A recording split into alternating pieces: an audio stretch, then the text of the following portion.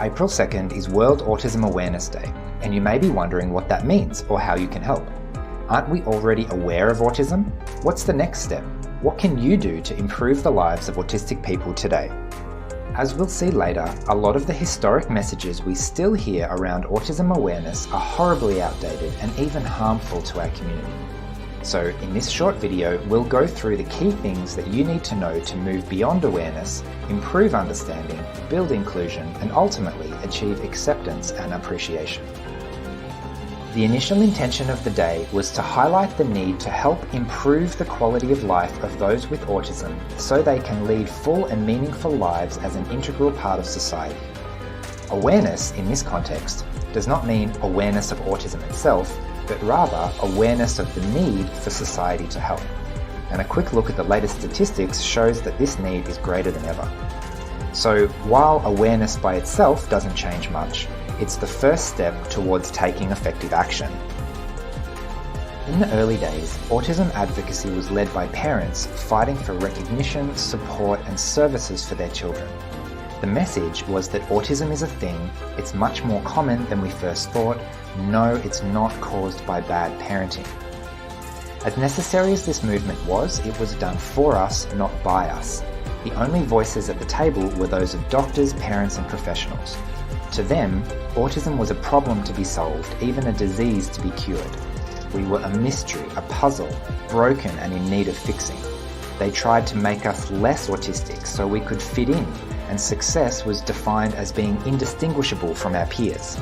These days, we know better. As it turns out, the missing piece was the autistic experience. And fortunately, today we have very many autistic self-advocates sharing their stories and insights. With the inclusion of our voices, autism is no longer a mystery, and we now understand it in the context of natural neurodiversity. Newer symbols of autism include the rainbow infinity symbol, representing our infinite diversity and potential, and another personal favourite of mine, autistic gold. We are rare but precious.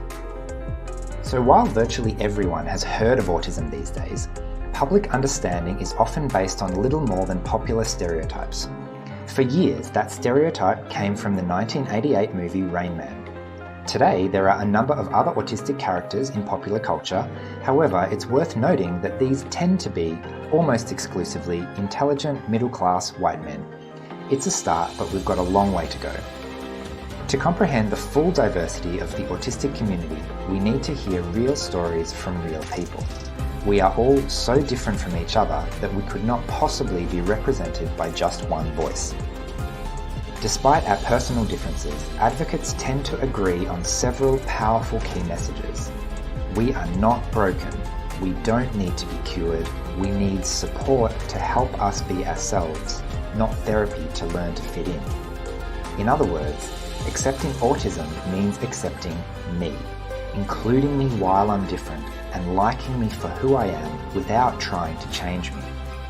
Acceptance would mean we no longer need to hide, and more of us could safely drop the mask and show our true selves. But why would we accept autism if it just makes you weird, lazy, rude, forgetful, stubborn, inflexible, or any other one of these unhelpful stereotypes? That's why the next step of appreciation is so necessary. Remember the autistic gold analogy. In nature, gold is hidden away. Its value is not obvious. These days, we recognise a long list of household names who we now understand to be autistic, and we're slowly recognising the immense contribution that these people, and by extension, all autistic people, have made to the world. Not just Temple Grandin, but Einstein and Mozart, just to name a few. We're not all geniuses, we're not all going to become famous and change the world, and why should we have to be? Our value comes from being uniquely human, as Dr. Barry Prezant puts it. To find the gold, you have to get to know us, and to do that, our society needs two things. First, it needs to be safe for us to come out of hiding. Second, we need accessible ways to be included in everyday life. I guarantee that once you start to get to know us, as you slowly learn to look past the differences to our common humanity, you'll clearly see that we have so much to contribute. I want to live in a world where all of our gifts, talents, quirks, and differences are celebrated and appreciated for the value they bring to enrich all of our lives. Now, I'm not pretending that everything is rosy. Life on the spectrum is really hard. We don't fit in, and we deal with all sorts of challenges that most people would never even think twice about. But whoever said that life was supposed to be easy? The world needs autistic people. The world needs diversity in every sense of the word, not just of race, culture, and gender, but of personality and neurology, of style and ability and way of seeing the world. So what are you doing for World Autism Awareness Day? If you're fundraising, remember to ask yourself, where does the money go?